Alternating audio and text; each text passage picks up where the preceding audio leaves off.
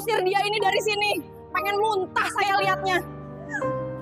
Seorang CEO kaya raya menyamar menjadi gembel dan masuk ke hotel miliknya sendiri. Ia ingin melihat siapa saja karyawan yang benar-benar punya hati dalam melayani. Tak butuh waktu lama, dia dihina, ditertawakan, bahkan hampir diusir. Tapi beberapa jam kemudian, semua orang gemetar ketakutan. Seorang staf sampai berlutut sambil menangis, memohon ampun. "Saya punya anak, Pak. Tolong jangan pecat saya. Saya tidak tahu Bapak siapa. Apa yang sebenarnya terjadi? Dan siapa yang akan dipecat?" Tonton kisah ini sampai akhir, karena satu pelajaran berharga akan membuka mata kita semua. Seorang pria berpenampilan kumuh melangkah perlahan menuju pintu utama sebuah hotel bintang 5 yang terkenal paling mahal di kota itu. Bajunya lusuh, celananya robek di lutut, dan sandal jepitnya nyaris putus. Tak ada yang memperhatikannya. Belum. Ketika pria itu menapakkan kaki di tangga marmer menuju lobi, satu persatu kepala mulai menoleh. Seorang petugas bellboy yang sedang membukakan pintu otomatis refleks menghentikan gerakannya. Matanya menyipit, ragu. Lalu secara refleks memandang ke dalam, seolah meminta persetujuan. Tapi pria lusuh itu tidak ragu. Ia melangkah mantap, seolah karpet merah itu memang disediakan untuknya. Begitu pintu terbuka sepenuhnya, aroma parfum mewah menyambutnya. Lobi hotel dipenuhi orang-orang berdasi, wanita-wanita bergaun glamor, dan suasana klasik penuh kemewahan. Tapi semua kemewahan itu terhenti sejenak, karena kehadirannya. Pria itu tidak berlari, tidak menunduk malu, tapi berdiri tegak memandangi interior hotel dengan tatapan datar namun tajam, seperti seseorang yang mengenali setiap sudut ruangan itu. Beberapa tamu yang duduk di sofa empuk mulai berbisik. Seorang pria tua memutar bola mata dan menyentuh hidungnya, seolah mencium bau tak sedap. Seorang ibu sosialita menarik anaknya menjauh, sambil berbisik keras, jangan dekat-dekat, jorok." Beberapa lainnya hanya menatap tajam, bertanya-tanya bagaimana orang seperti itu bisa masuk tempat berkelas seperti ini. Si gembel berjalan pelan melewati mereka. Lantai marmer bergema samar di bawah sandalnya yang kotor. Setiap langkahnya terasa berat bukan karena kelelahan, tapi karena seluruh ruangan menolaknya dengan tatapan. Namun dia tidak gentar. Dia mengamati lampu gantung kristal yang bergelantungan di atas, meja resepsionis yang berdiri angkuh di tengah, dan dinding marmer yang tampak akrab di matanya. Di meja resepsionis, dua staf muda memperhatikan dari kejauhan. Salah satunya sudah bersiap memencet bel di bawah meja, memberi sinyal kepada satpam. Yang lain mulai berbisik, "Itu tamu? Bukan, kan? Serius? Gila." Tapi pria itu tetap berjalan, dan kini jaraknya hanya beberapa meter dari meja depan. Ia belum bicara sepatah kata pun, hanya berjalan dengan tenang. Terlalu tenang untuk seseorang yang tampaknya tidak punya tujuan. Tatapan semua orang mulai berubah dari heran menjadi gelisah. Seorang wanita bergaun merah tertawa kecil sambil menutup mulut. "Ini hotel apa pasar malam?" gumamnya. Tapi gelak tawa itu terasa canggung, karena suasana makin tegang. Semua orang mulai menunggu. Siapa yang akan menghentikan pria itu? Atau, apa yang sebenarnya dia cari? Sementara itu, salah satu staf hotel mengambil ponsel dan menulis pesan cepat ke grup staf internal. Ada orang aneh masuk. Penampilannya seperti gelandangan. Siaga ya. Tak ada yang berani langsung menghentikannya. Mungkin takut salah. Tapi semakin lama pria itu berdiri di tengah lobi, semakin besar rasa tidak nyaman yang menyebar. Si gembel berhenti di depan meja resepsionis. Ia menatap nama hotel yang terukir di tembok marmer itu, lalu menghela napas. Ada luka di sorot matanya, bukan karena perlakuan mereka, tapi seperti menyimpan kenangan lama. Tatapannya tajam, diam, menusuk. Sejenak ia melihat ke arah kamera CCTV yang menggantung di atas, lalu kembali menatap staf yang mulai gelisah. Dan saat satpam mulai melangkah mendekat dengan nada curiga, serta staf wanita mulai mengambil langkah pertama untuk menyapanya dengan suara yang tampaknya tidak akan ramah, si gembel malah tersenyum kecil. Satu senyum tipis yang membuat waktu terasa berhenti sesaat. Lalu ia membuka mulut perlahan dan berkata pelan, "Permisi, saya ingin bertanya." Suara si gembel terdengar pelan tapi jelas. Suasana lobi yang tadinya hiruk-pikuk tiba-tiba jadi sunyi. Dua staf resepsionis saling pandang, tampak bingung. Salah satu dari mereka, wanita muda berambut diikat rapi, mencoba tersenyum, senyum palsu yang terpaksa, lalu berkata, maaf, bisa dibantu, Pak?" Si gembel menatapnya sejenak, lalu menjawab dengan sopan, "Saya ingin bertemu dengan salah satu manajer di sini." Nada bicaranya tenang, tidak terburu-buru. Tapi justru karena itu, dua staf di balik meja mulai merasa tidak nyaman. Pria ini terlalu tenang untuk ukuran seorang pengemis. Staf pria di sebelahnya langsung berdehem dan merendahkan suaranya. "Pak, mohon maaf, untuk urusan bisnis atau pertemuan dengan manajer, biasanya melalui janji temu terlebih dahulu."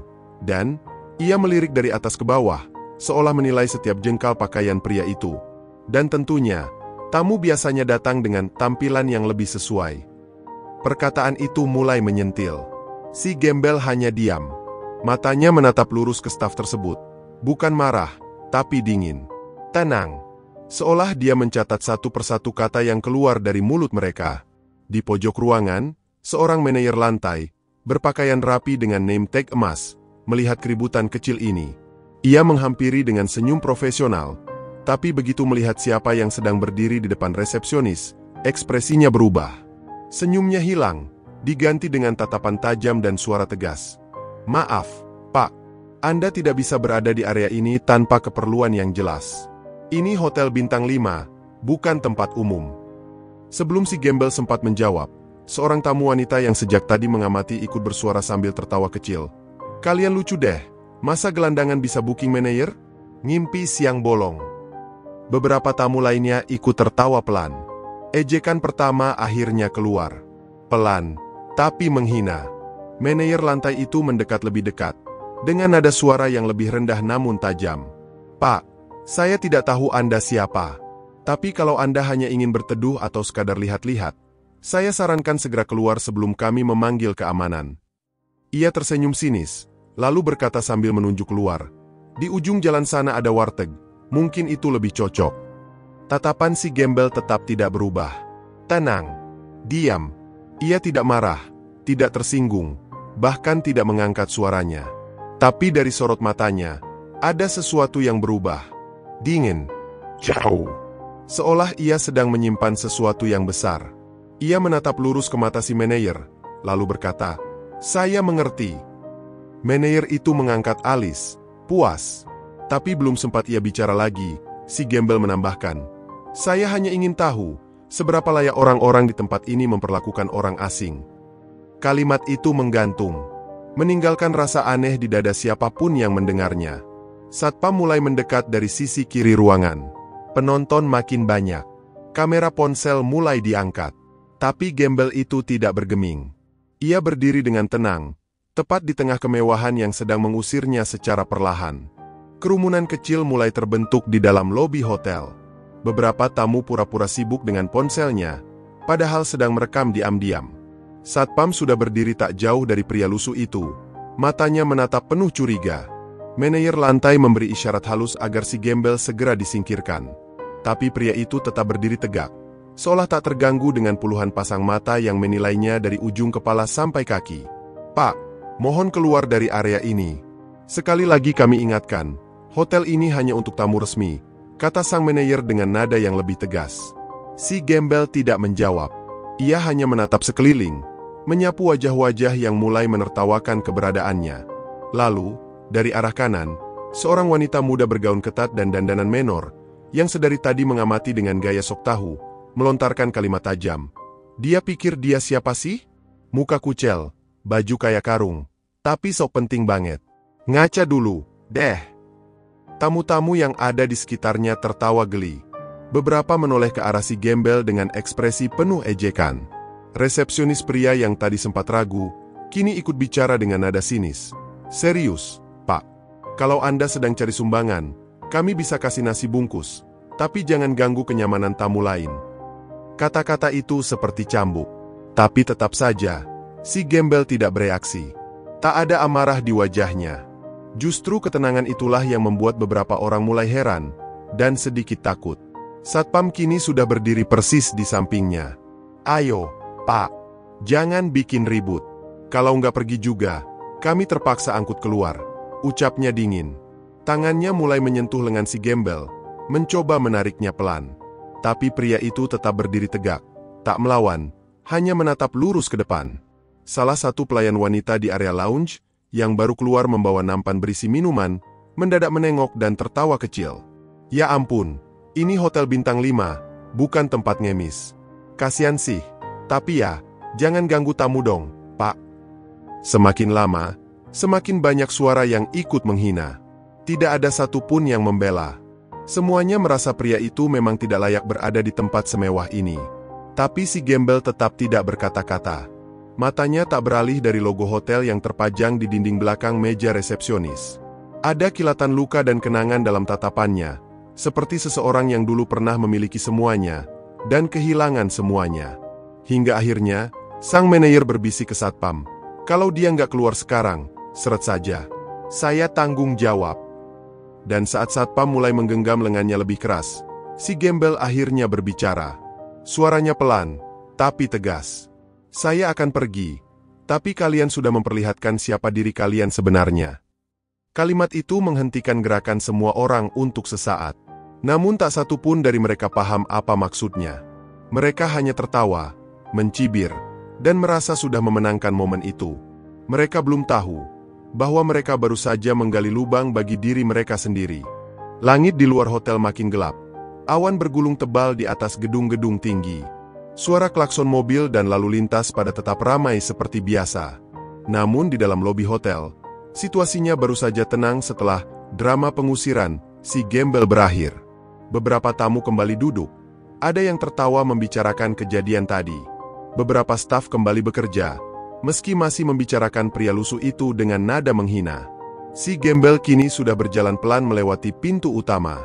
Sandalnya menyentuh karpet merah basah oleh gerimis. Tak ada payung, tak ada jas hujan.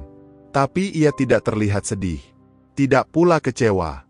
Justru ada semacam kedamaian di wajahnya. Seperti seseorang yang akhirnya menyaksikan apa yang selama ini ia curigai. Di belakangnya, pintu kaca otomatis hotel kembali tertutup. Seolah dunia mewah itu menutup diri dari dunia luar yang dianggap kotor dan tak layak. Dua satpam berdiri di sisi dalam, masih memperhatikan punggung pria itu sambil saling tertawa kecil. "Untung cepat keluar, bisa-bisa viral tuh," kata salah satu dari mereka. Di pinggir jalan, pria itu berdiri sejenak. Ia mengangkat wajahnya ke langit yang mulai meneteskan hujan kecil. Tangannya masuk ke saku celana robeknya, mengambil sesuatu, sebuah ponsel kecil, tua, tapi masih menyala. Ia membuka satu aplikasi pesan, mengetik singkat, "Lakukan sekarang. Saya sudah selesai di dalam." Lalu ia menyimpannya kembali dan berjalan ke arah trotoar. Tak sampai 2 menit, suara mesin mobil mewah terdengar dari kejauhan. Sebuah sedan hitam berlapis plat khusus meluncur pelan ke depan hotel, diikuti oleh 2 mobil pengawal berwarna gelap. Pintu depan mobil utama terbuka. Seorang pria berkacamata hitam dan jas hitam turun lebih dulu, membuka pintu belakang. Para satpam di depan hotel spontan terdiam, saling pandang. Dari dalam mobil, muncullah pria yang sama, gembel tadi, tapi kini tampil dengan jas rapi, rambut tersisir elegan, sepatu hitam mengilap, dan aroma parfum mahal yang langsung menyebar saat ia melangkah keluar. Para tamu yang duduk di lounge sempat menoleh sekilas, lalu membelalak. Itu. Gila, bukannya itu orang tadi. Serius, kok bisa berubah secepat itu? Beberapa staf langsung berdiri dari meja mereka. Manajer lantai yang tadi menyuruhnya keluar nyaris menjatuhkan clipboard dari tangannya. Pria itu berjalan pelan ke arah pintu hotel, diapit 2 bodyguard tinggi besar. Kali ini, karpet merah benar-benar terasa miliknya. Setiap langkahnya menebar tekanan. Saat pintu otomatis terbuka lagi, dan ia melangkah masuk dengan wibawa penuh, semua mata memandangnya, bukan lagi dengan jijik, tapi dengan ketakutan. Ia berdiri tegak di tengah lobi, menatap seluruh staf hotel yang kini membisu. Lalu dengan suara pelan namun tegas, ia berkata, "Sekarang, mari kita bicara dengan cara yang lebih resmi." Semua orang membeku. Suasana lobi hotel yang tadi ramai kini mendadak hening. Hanya suara pendingin ruangan yang terdengar samar-samar.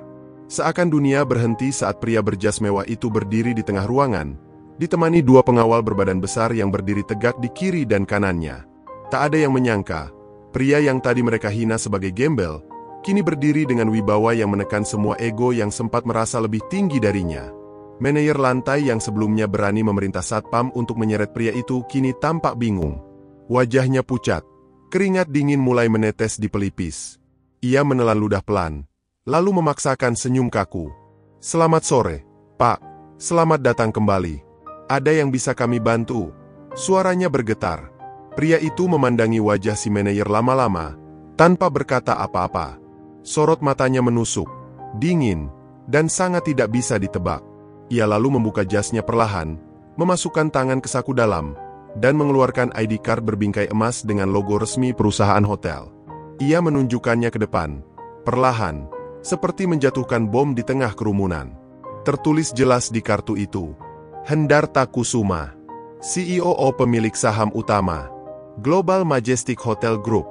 3 kata terakhir itu saja cukup membuat resepsionis wanita yang tadi menertawakan langsung limbung dan nyaris jatuh ke belakang. Satpam yang menggenggam lengan pria itu di bab 3 tadi langsung melepas topinya, menunduk dengan wajah ketakutan. Beberapa staf lainnya spontan mundur, wajah mereka berubah pucat pasi. "Selama seminggu terakhir," ujar Hendarta, suaranya dalam dan tenang, "saya menyamar ke beberapa properti hotel milik perusahaan saya untuk melihat sendiri bagaimana para karyawan memperlakukan orang yang tak mereka kenal." Ia menatap satu persatu staf di ruangan itu. "Dan sayangnya, kalian menunjukkan sisi tergelap dari pelayanan, arogansi, kesombongan, dan diskriminasi terhadap penampilan." Manajer lantai buru-buru membungkuk, suaranya gemetar. "Pak, saya mohon maaf. Kami tidak tahu. Kami hanya..." Hendarta mengangkat tangan. "Tepat. Kalian tidak tahu. Dan justru disitulah masalahnya." Kalimat itu seperti tamparan halus yang menyakitkan. Tidak keras, tapi menghancurkan harga diri. Beberapa tamu yang tadi ikut menertawakan si gembel kini pura-pura menunduk. Ada yang buru-buru meninggalkan ruangan. Tapi Hendarta tetap berdiri, tenang, seolah semua sudah ia rencanakan. Pelayanan seharusnya tidak memilih-milih. "Dan hari ini, kalian baru saja gagal dalam ujian kecil," katanya sambil berjalan ke arah sofa VIP. Ia duduk, menyilangkan kaki, lalu memberi isyarat kepada salah satu pengawal untuk memanggil kepala HRD hotel. "Sekarang mari kita mulai evaluasi," katanya pelan. Seketika seluruh staf yang tadi merasa tinggi, kini hanya berharap tidak langsung dipecat. Ruangan VIP hotel yang biasanya hanya digunakan untuk rapat penting kini menjadi tempat yang paling menegangkan hari itu. Meja kaca besar di tengah ruangan, kursi kulit mahal, dan dinding kayu berlapis emas tidak mampu meredakan detak jantung para staf yang sedang menunggu namanya dipanggil. Beberapa dari mereka berdiri gugup di luar ruangan, saling tatap penuh cemas. Ada yang menunduk, ada yang menggigit bibir, ada pula yang mulai menangis pelan. Di dalam ruangan, Hendarta duduk tenang. Di sebelahnya, kepala HRD hotel sudah hadir, membuka buku catatan karyawan. Satu persatu nama mulai dibacakan. Dan dimulailah sesi evaluasi yang tidak pernah mereka bayangkan akan terjadi, di depan pemilik hotel sendiri. "Panggil resepsionis bernama Diah," kata Hendarta tanpa menoleh. Pintu dibuka. Diah masuk dengan wajah pucat, tangan gemetar, tubuh sedikit membungkuk. Ia berdiri di tengah ruangan dengan suara lirih. "Selamat sore, Pak." Hendarta hanya menatapnya. "Lam," tanpa emosi. "Kamu tahu kenapa kamu di sini?" tanyanya datar. Diah mengangguk pelan. "Saya minta maaf, Pak. Saya tidak tahu kalau itu Bapak." "Apakah kamu hanya akan bersikap baik pada orang kalau kamu tahu dia penting?" Pertanyaan itu membuat Diah menangis. Ia menutup wajahnya dan berlutut. "Saya salah, Pak. Saya benar-benar malu. Tapi saya mohon diberi kesempatan sekali saja." Hendarta menoleh pada HRD, lalu berkata, "Catat. Rekomendasi evaluasi intensif selama 3 bulan. Jika terulang, langsung pemecatan." Diah mengangguk cepat sambil terus menangis, lalu dibimbing keluar oleh pengawal. Nama kedua dipanggil. Andre, petugas resepsionis pria. Andre masuk dengan langkah cepat, namun wajahnya tetap menyimpan sisa arogansi. "Saya juga minta maaf, Pak. Tapi saya cuma mengikuti sop. Tamu yang penampilannya mencurigakan harus kami amankan demi kenyamanan." "Sop tidak mengajarkanmu untuk menghina," jawab Hendarta dingin. "Yang kamu lakukan tadi bukan pelayanan. Itu penghinaan." Andre sempat membuka mulut untuk membalas, tapi Hendarta lebih dulu berkata, "Kamu tidak cocok ada di lini depan pelayanan. Kemudian menoleh ke HRD dan berkata tegas, "PHK dengan tidak hormat. Hari ini juga." Gemetar, Andre mencoba protes, tapi pengawal sudah memberi isyarat agar ia keluar. Wajahnya penuh emosi, tapi tak ada yang berani membela. Semua tahu, pria yang kini duduk di kursi utama itu adalah pemilik segalanya. Manajer lantai pun akhirnya dipanggil. Pria itu masuk dengan langkah berat, wajahnya menunduk. Ia langsung bicara, Saya menerima semua keputusan Bapak. Saya sadar apa yang saya lakukan tadi. Fatal." Hendarta menatapnya lama, lalu berkata, "Kamu sudah lama bekerja di sini, tapi kamu gagal jadi contoh." Manajer itu mengangguk pelan. "Saya siap diberhentikan." "Tidak, saya beri kamu satu kesempatan terakhir. Tapi kamu akan dipindahkan ke cabang paling kecil untuk belajar ulang dari bawah. Mulai dari staf biasa. Terima atau keluar." Tanpa pikir panjang, sang manajer langsung membungkuk dalam. "Saya terima, Pak. Terima kasih." Satu persatu staf lainnya dipanggil dan dievaluasi. Suasana makin mencekam. Tapi di luar ruangan, bisik-bisik mulai menyebar. Semua karyawan akhirnya sadar.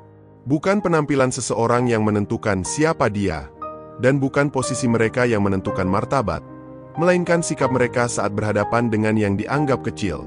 Sehari setelah kejadian itu, suasana hotel berubah total. Staf yang biasanya berjalan santai kini tampak lebih sigap. Nada bicara jadi lebih lembut. Senyum-senyum palsu tergantikan oleh sikap hati-hati penuh rasa bersalah. Tak ada lagi tatapan sinis pada tamu yang penampilannya sederhana. Semua menjadi lebih waspada, karena mereka tahu, siapapun bisa saja kembali menguji mereka. Sementara itu, Hendarta, CEO hotel yang kemarin datang menyamar, masih berada di hotel. Kali ini ia tinggal di Presidential Suite. Beberapa staf melihatnya lewat dari kejauhan, tapi tak satu pun berani menyapa. Mereka hanya membungkuk penuh hormat, takut salah bicara. Namun sore itu, saat lobi mulai dipenuhi tamu yang check-in, sebuah mobil mewah berhenti di depan pintu hotel. Seorang wanita bergaun merah turun dengan angkuh. Ia adalah tamu kaya yang kemarin ikut menghina si gembel sambil berkata, "Hotel apa pasar malam?" Kini ia datang kembali, seolah tak terjadi apa-apa. Ia melangkah masuk dengan penuh gaya, diikuti oleh asisten pribadinya. Saat sampai di meja resepsionis, suaranya langsung naik. "Saya booking 2 malam di Royal Suite. Pastikan semua sudah siap, ya. Dan tolong, jangan ada orang aneh-aneh di lobi seperti kemarin. Hotel ini mahal, jangan rusak suasananya." Resepsionis wanita yang kini sudah berubah sikap hanya tersenyum sopan. "Baik, Bu. Mohon tunggu sebentar." Tapi sebelum proses check-in selesai, seorang pria berbaju hitam mendekat, pengawal Hendarta. "Maaf, Ibu. Pak Hendarta meminta Ibu untuk naik ke lantai 15 terlebih dahulu. Beliau ingin bertemu langsung." Wanita itu mengernyit. "Siapa Hendarta?" Pengawal hanya tersenyum. "Pemilik hotel ini, Bu." Ekspresi wanita itu langsung berubah. Ia sempat terlihat canggung, tapi cepat menutupinya dengan tawa palsu. "Oh, tentu saya mau bertemu." Di lantai 15, ruang rapat khusus sudah disiapkan. Hendarta duduk di ujung meja panjang, mengenakan setelan gelap dan arloji mahal. Saat wanita itu masuk, ekspresinya berubah total. Ia tersenyum lebay dan berkata, "Pak, saya tidak tahu kalau Bapak yang punya hotel ini. Luar biasa. Saya kagum sekali kemarin, penyamaran Bapak itu jenius." Hendarta tidak tersenyum. Ia hanya membuka laptopnya dan memutar rekaman CCTV. Rekaman saat wanita itu tertawa dan menghina dirinya saat masih berpenampilan sebagai gembel. Kalimat yang keluar dari mulutnya terdengar jelas, "Ih, jijik banget, hotel jadi bau nih." Wajah wanita itu langsung memucat. "Pak, saya tidak bermaksud seperti itu. Saya kira Bapak benar-benar pengemis." "Lalu jika saya memang pengemis sungguhan, apakah hinaan Anda tetap dibenarkan?" tanya Hendarta tajam. Wanita itu mulai gugup. Ia tertunduk dan kehilangan wibawa. "Maafkan saya, Pak. Saya malu. Sungguh." "Tidak perlu minta maaf pada saya," ujar Hendarta dingin.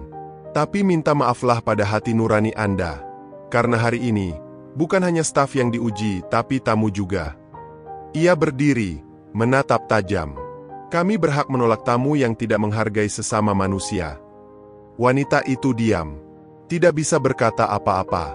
Kali ini, uang dan status tidak bisa menyelamatkannya.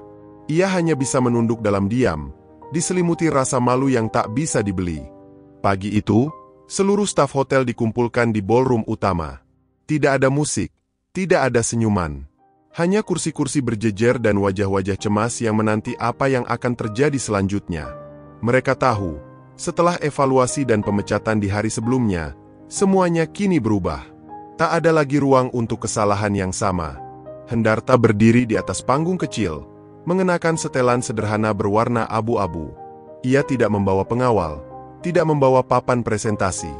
Hanya berdiri dengan satu mikrofon di hadapannya.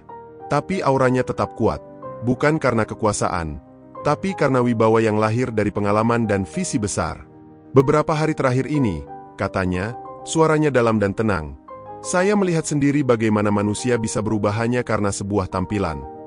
Ia menatap seluruh staf, satu persatu. Kalian bukan hanya bekerja di hotel. Kalian bekerja di tempat di mana setiap orang datang dengan harapan dihargai, disambut, dan diperlakukan setara. Ruangan itu hening.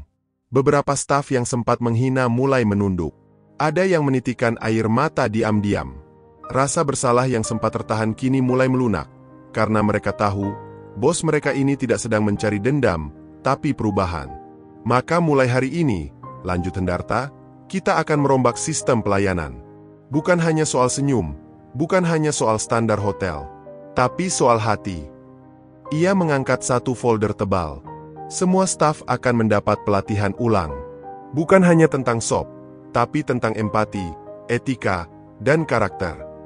Para kepala departemen diperintahkan untuk menjalankan sesi pelatihan mingguan dan membuat laporan evaluasi ke pusat. Pelayanan tidak lagi hanya diukur dari kecepatan atau keterampilan, tapi dari bagaimana tamu merasa dihargai sebagai manusia. Di waktu yang sama, Hendarta juga mengirim pesan ke seluruh manajer hotel cabang miliknya. Saring staf bukan hanya dari CV, tapi dari hati. Ubah sistem perekrutan. Prioritaskan mereka yang jujur, sopan, dan rendah hati. Saya tidak butuh yang pintar jika angkuh. Hari demi hari, suasana hotel mulai berubah. Staf yang dulu cuek kini lebih ramah, bukan karena takut, tapi karena mulai belajar apa arti pelayanan yang sesungguhnya. Mereka mulai menyapa bukan karena kewajiban, tapi karena hati yang ingin menghargai. Mereka tak lagi menilai orang dari jam tangan atau sepatu, tapi dari senyum dan sikap sopan.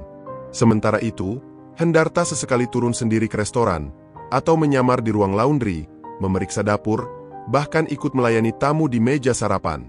Bukan untuk mengawasi, tapi untuk memberi teladan. Dan yang paling menarik, setiap kali ia muncul, staf justru makin semangat. Mereka mulai mencintai pekerjaan yang dulu mereka jalani hanya untuk gaji. Salah satu bellboy baru, yang berasal dari desa terpencil, pernah berkata kepada temannya, "Aku nggak pernah nyangka kerja di hotel bisa jadi tempat belajar tentang hati." Dan kalimat itu pun diam-diam dicatat Hendarta, untuk ia jadikan pegangan ke semua cabang lain yang akan ia kunjungi selanjutnya. Malam itu, Hendarta duduk sendiri di balkon Presidential Suite. Kota masih sibuk seperti biasa, cahaya lampu kendaraan memantul di jendela gedung-gedung tinggi. Tapi di matanya, hanya ada satu bayangan yang tak pernah benar-benar pergi, masa lalunya. Di atas meja, tergeletak sebuah foto lama. Kusam, sudah mulai pudar warnanya. Dalam foto itu, tampak seorang bocah kecil duduk di trotoar sambil memegang sepiring nasi bungkus.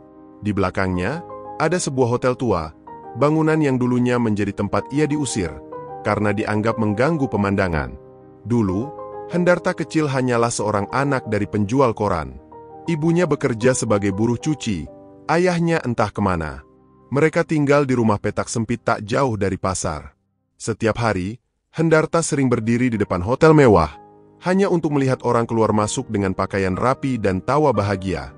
Di usianya yang masih belia, ia hanya ingin tahu bagaimana rasanya dihormati. Namun suatu hari, seorang petugas hotel melihatnya berdiri terlalu dekat.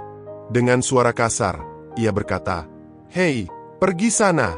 Jangan bikin kotor tempat ini. Hotel ini bukan buat orang kaya kamu." Ucapan itu menancap di hatinya, lebih dalam dari luka fisik manapun. Ia tidak menangis, Tapi sejak saat itu, ia bersumpah, "Suatu hari, aku akan punya hotel sendiri. Dan di hotelku, takkan ada orang yang diusir hanya karena penampilannya." Waktu berlalu. Hendarta bekerja keras. Ia menjadi tukang sapu di sekolah demi uang saku, lalu bekerja di warung, mencuci piring di restoran kecil, bahkan menjadi porter di hotel murah. Tapi dari sanalah ia belajar bahwa pelayanan bukan tentang seragam, tapi tentang hati. Ia menabung, belajar bisnis dari buku bekas, dan bertemu dengan mentor-mentor luar biasa yang melihat potensi dalam dirinya. Dengan kerja keras dan keberanian, ia akhirnya membangun bisnis properti kecil, yang kini berkembang menjadi jaringan hotel bintang 5 di berbagai kota. Tapi, meski kekayaannya kini tak terhitung, luka kecil dari masa lalu itu tidak pernah hilang. Dan justru karena luka itulah, ia tahu, orang yang terlihat paling tidak berharga kadang adalah yang paling butuh dihargai. Itulah alasan kenapa ia turun langsung, menyamar, dan menguji karyawannya, karena ia pernah ada di posisi itu. Di balkon, Hendarta menatap langit malam. Ia tersenyum kecil, lalu berkata pelan pada dirinya sendiri, "Untuk anak kecil yang dulu berdiri di pinggir jalan itu, sekarang kamu sudah membuktikan segalanya." Lalu ia melipat foto itu, memasukkannya ke dalam dompet. Bukan untuk disimpan, tapi untuk terus diingat. Beberapa minggu telah berlalu sejak kejadian di hotel itu. Tapi dampaknya masih terasa. Hotel yang dulu penuh arogansi kini berubah menjadi tempat yang hangat dan ramah. Para staf lebih sopan, lebih rendah hati, dan benar-benar hadir untuk melayani, bukan sekadar bekerja. Suasana lobi tak lagi dingin. Tamu-tamu, dari berbagai latar belakang, kini diperlakukan sama. Tidak peduli apakah mereka datang dengan mobil mewah atau hanya mengenakan sandal jepit, semuanya disambut dengan senyum tulus. Pelatihan karakter yang diterapkan Hendarta menjadi standar baru. Bukan hanya tentang profesionalisme, tapi juga tentang menjadi manusia yang lebih baik. Banyak karyawan yang awalnya marah karena ditegur, kini justru bersyukur. Karena dari teguran itulah mereka menemukan jati diri mereka yang sesungguhnya. Dan hari itu, sebelum Hendarta meninggalkan hotel untuk melanjutkan inspeksi ke cabang lain, ia mengumpulkan seluruh staf di aula kecil. Tidak ada pidato panjang. Ia hanya menulis satu kalimat besar di papan tulis. Jangan menilai siapapun dari penampilan. Sebab kadang, orang paling sederhana menyimpan pelajaran paling luar biasa. Ia lalu berdiri, menatap seluruh staf yang kini menatapnya dengan hormat. Bukan karena jabatan, tapi karena mereka telah melihat sendiri siapa Hendarta sebenarnya. Seorang pemilik hotel yang turun langsung, rela dihina, hanya demi melihat siapa yang benar-benar memiliki hati dalam melayani. Sebelum pergi, ia memberikan surat penghargaan kepada 2 karyawan baru yang saat penyamarannya justru bersikap sopan dan membantu diam-diam. Mereka dipromosikan. Karena kebaikan itu sejati, saat dilakukan tanpa berharap imbalan, katanya sambil tersenyum. Hendarta pun melangkah keluar dari hotel itu, kali ini tanpa pengawal, tanpa kemewahan mencolok. Tapi jejak yang ia tinggalkan akan bertahan lama di hati siapapun yang pernah bekerja dan tinggal di sana.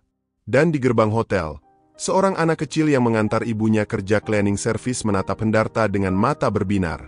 Hendarta berhenti, lalu menunduk dan bertanya, "Kamu mau jadi apa nanti?" Anak itu menjawab mantap, "Aku mau punya hotel, kayak Om." Hendarta tersenyum lebar. "Kalau gitu, mulailah dengan jadi orang baik dulu." Ia lalu berjalan menjauh, meninggalkan hotel yang kini tak lagi sama. Cerita ini mengajarkan kita bahwa kekayaan sejati bukan di dompet, tapi di hati. Dan penghargaan tertinggi bukanlah jabatan, tapi kemanusiaan. Kalau kamu terinspirasi dari kisah ini, jangan lupa tinggalkan komentarmu di bawah. Cerita mana yang paling menyentuh buat kamu? Like jika kamu suka alur cerita ini. Dan pastikan kamu subscribe channel YouTube Kisah Tentram untuk cerita inspiratif lainnya yang menyentuh dan bikin hati adem. Sampai jumpa di kisah berikutnya. Karena kadang, pelajaran hidup terbesar datang dari mereka yang paling sering kita abaikan.